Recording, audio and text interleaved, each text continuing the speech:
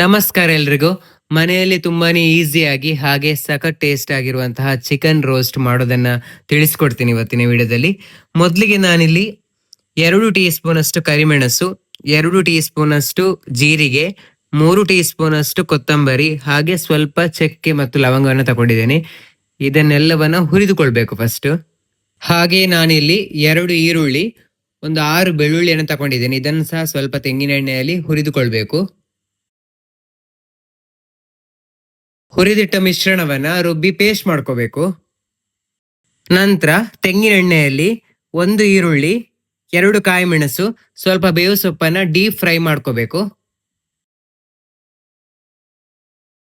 ನಂತರ ಅರ್ಧ KG chicken, 2 tea spoon ಜೀರಿಗೆ, 3 ಟೀ ಸ್ಪೂನ್ ಮೆಣಸಿನ ಹುಡಿ, 2 ಟೀ ಸ್ಪೂನ್ ಗರಂ ಮಸಾಲ, ಶುಂಠಿ ಬೆಳ್ಳುಳ್ಳಿ ಪೇಸ್ಟ್ ಅರ್ಧ ಟೀ ಸ್ಪೂನ್, 1 ಟೀ ಸ್ಪೂನ್ ಅಷ್ಟು ಕೊತ್ತಂಬರಿ ಹುಡಿ, ಅರ್ಧ ಟೀ ಸ್ಪೂನ್ ಅರಶಿನ ಹುಡಿ, ಉಪ್ಪನ್ನು ಹಾಕಿ ಚೆನ್ನಾಗಿ ಬೇಯಿಸ್ಕೋಬೇಕು.